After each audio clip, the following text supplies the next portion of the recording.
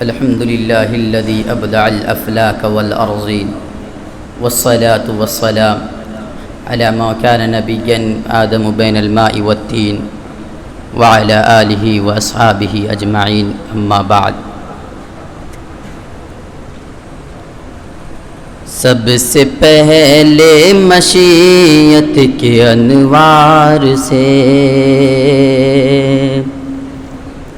سب سے پہلے مشیت کے انوار سے نقش روئے محمد بنایا گیا، پھر اسی نقش سے مانگ کر روشنی،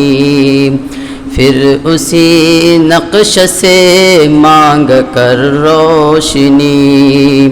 بزم کان و مکان کو سجایا گیا۔ سامعین حضرات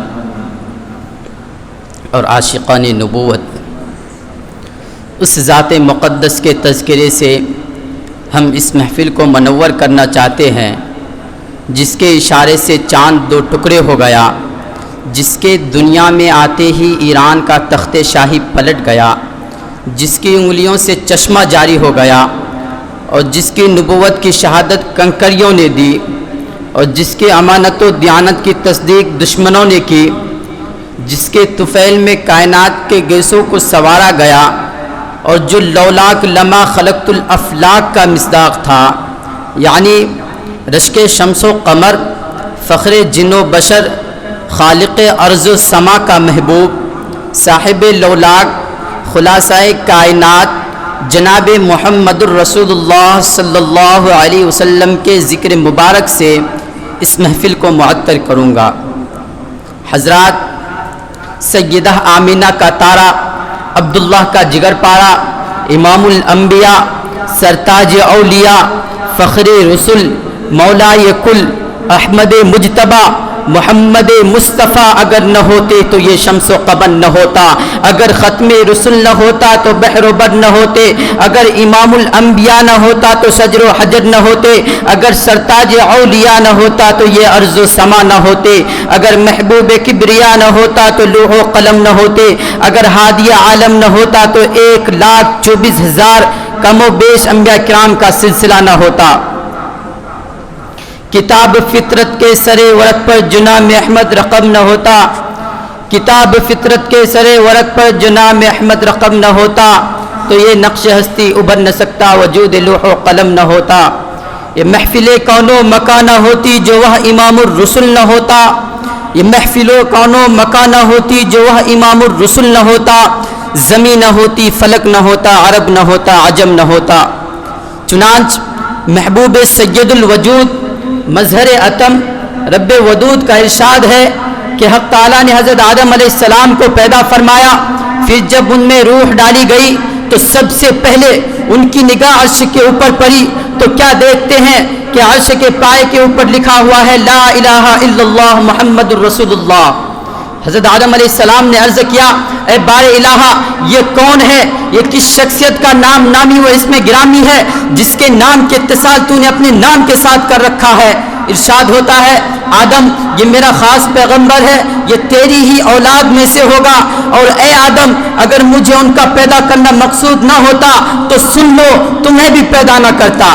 تمہیں اس لیے پیدا کیا کہ ان کو دنیا کے اندر لانا تھا۔ یہی وہ مقدس ہستی ہے جس کے صدقہ میں ایمان کی گرہ قدر دولت نصیب ہوئی، اسی کے صدقہ میں جنت کی نعمت عجمہ وجود میں آئی، اسی کے صدقہ میں حوض کوثر کا شاندار مشروب بنایا گیا، اسی کے صدقہ میں قرآن پاک کا بے مثال تحفہ عنایت ہوا، اسی کے جود مسلسل سے 1,00,000 جانثاروں کا قافلہ تیار ہوا، ایسے جانثار جنہیں اپنے جان سے زیادہ اپنے محبوب کی جان پیاری تھی، جنہیں اپنے خواہش سے زیادہ اپنے محبوب کی بات پیاری تھی۔ چنانچہ حضرت زید کو سولی پر چڑھایا جا رہا ہے، جان کے لالے پڑے ہوئے ہیں، نہ پائے رفتن نہ جائے ماندن، ایسے نازک وقت میں ان سے سوال کیا جا رہا ہے کہ زید سچ بتاؤ، تمہیں چھوڑ کر محمد کو سولی پر چڑھا چڑھا دیا جائے، کیا تمہیں یہ پسند ہے؟ سینے پر ہاتھ رکھ کر اس عاشق رسول کا جواب سنیے۔ اس شہدائے نبی نے جواب دیا، ارے بے وقوف اور لذت ایمان سے بیگانے،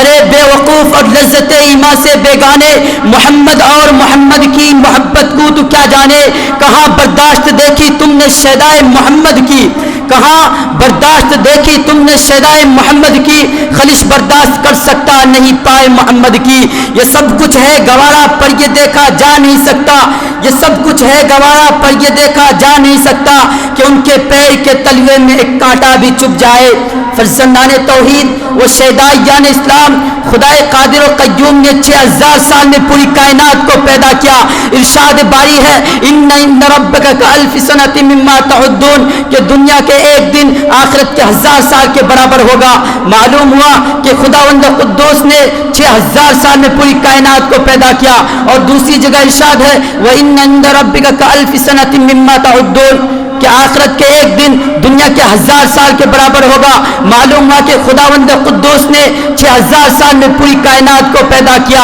اگر مجھ سے کوئی یہ سوال کرے کہ یہ قصہ کیوں کیا گیا، تو میں یہ کہوں گا یہ اس لیے کیا گیا کہ محبوب باری کو دنیا کے اندر لانا تھا، آسمان پر چھت ڈال دی اس لیے کہ محبوب کو لانا تھا، زمین کو فرش بنایا اس لیے کہ محبوب کو لانا تھا، زمین میں اگانے کی صلاحیت رکھی اس لیے کہ محبوب کو لانا تھا، ستاروں پر قمقمے لگائے اس لیے کہ محبوب کو لانا تھا، دریاؤں میں پانی رکھا اس لیے کہ محبوب کو لانا تھا۔ معلوم ہوا کہ مقصد اصلی نبی کریم صلی اللہ علیہ وسلم کی ذات تھی، اس لیے یہ سارا نظام بنایا گیا۔ لہذا اگر آج سید الکونین نہ ہوتے تو آج کا یہ تقریری پروگرام بھی نہ ہوتا۔ میں اس شعر پر اپنی بات ختم کرتا ہوں کہ رہی زندگی تو پھر بات ہوگی، کہ رہی زندگی تو پھر بات ہوگی، نہ رہی زندگی تو پھر یاد ہوگی، کی ہوں غلطی تو معاف کرنا، کیا پتہ یہ زندگی کی آخری ملاقات ہوگی۔ السلام علیکم ورحمۃ اللہ۔